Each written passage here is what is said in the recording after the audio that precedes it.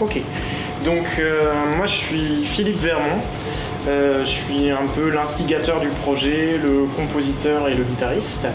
Et Super Scream est un groupe de hard rock et métal progressif, en fait c'est aussi un peu entre les deux, et notre particularité c'est qu'on inclut des influences de musique qui ne sont pas forcément d'habitude affiliées au métal, notamment musique ethnique, musique world, jazz, voilà, plein d'éléments qui n'ont pas forcément à voir avec le métal habituellement.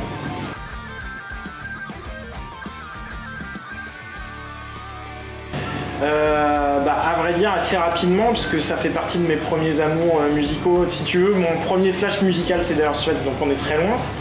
Mais je me rappelle dans la cour du collège, un jour on m'a fait écouter Electric Eye de Judas Priest. J'ai entendu ce morceau-là, et là je me suis dit, waouh, c'est ça que je veux faire et tout, ça me parle vraiment.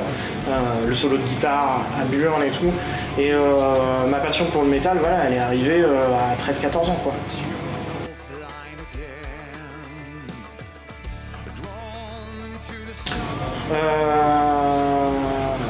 Comment je le définirais? En fait, on va dire il y a deux grandes lignes directrices au niveau des morceaux. Il y a des morceaux qui sont censés répondre un petit peu aux attentes des fans de hard rock et metal progressif qui rentrent vraiment dans les codes du genre. Et toute une autre partie de morceaux avec des percus et un peu plus expérimentaux.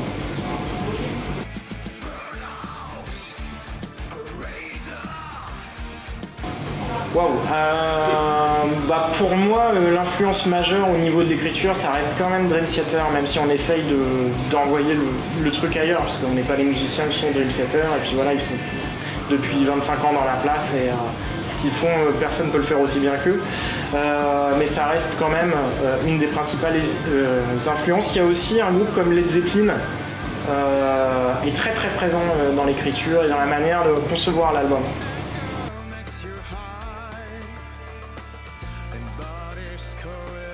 Complètement.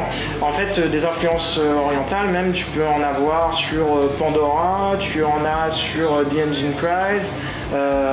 Avec Ways Out, on va plutôt voyager du côté de l'Inde avec des sitars, des ragas indiens, des choses comme ça.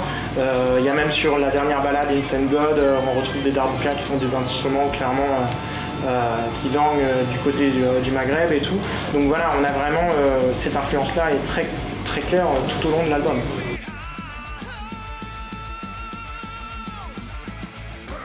Alors, c'est moi qui ai composé l'album quasi de A à Z, dans le sens où je donne des scores vraiment à chaque musicien, même la batterie et tout est assez écrit. Après, les mecs interviennent plus, le batteur pour faire son break et tout, la basse pour faire une petite descente ici et là, mais le gros du truc, c'est vraiment moi qui l'écris.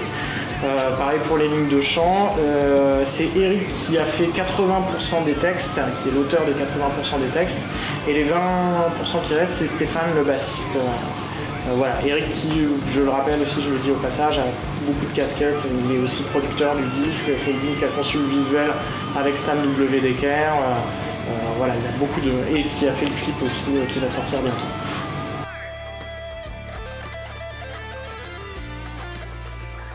Alors ça c'est vraiment Eric qui a pris en charge ce dossier-là. On s'est mis d'accord sur un cahier des charges, on voulait quelque chose qui soit un petit peu steampunk et en même temps il nous a montré pas mal de trucs, Eric, notamment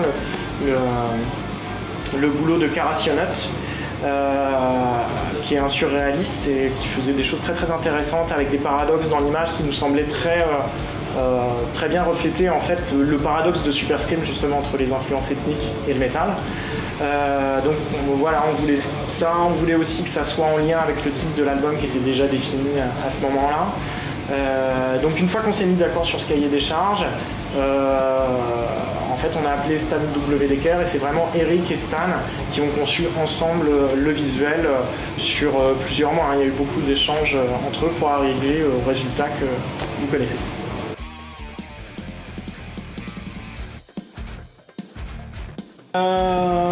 C'est marrant. Ok, mon pire souvenir sur scène, je crois que c'était avec Super Scream justement.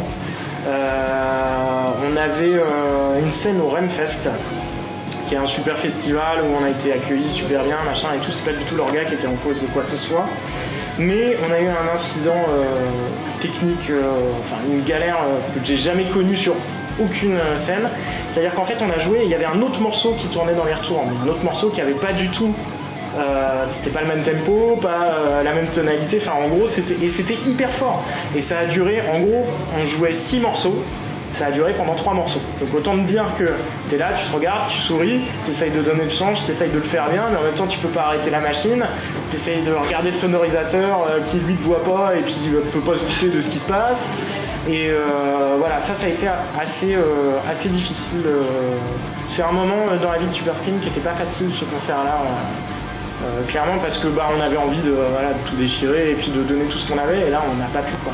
Et 3 morceaux après, tu vois, quand tu as déjà passé 3 morceaux avec où tu sais que tu t'as pas pu donner du tout ce que tu pouvais, bon voilà, ça te plombe un peu. C'est un moment pas très sympa.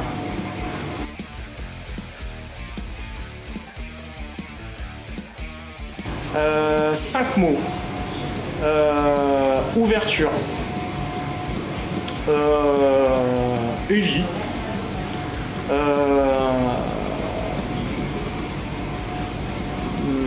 Progressif évidemment. Chansons, parce que c'est quand même des vraies chansons, même s'il y a le côté prog et tout ça, avec des vrais textes, etc. Et un 5e mot, on dirait énergie, peut-être.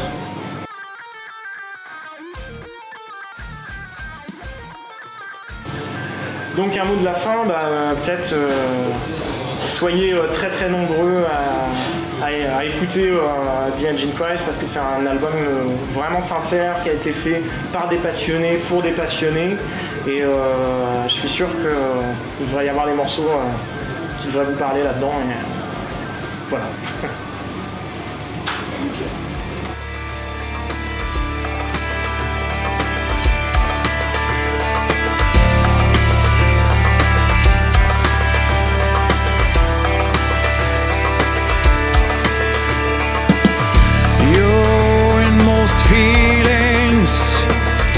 Drive you insane. A deep scar wants to tell you something, but you're blind again. Drawn into the sorrow, a crawl down your brain.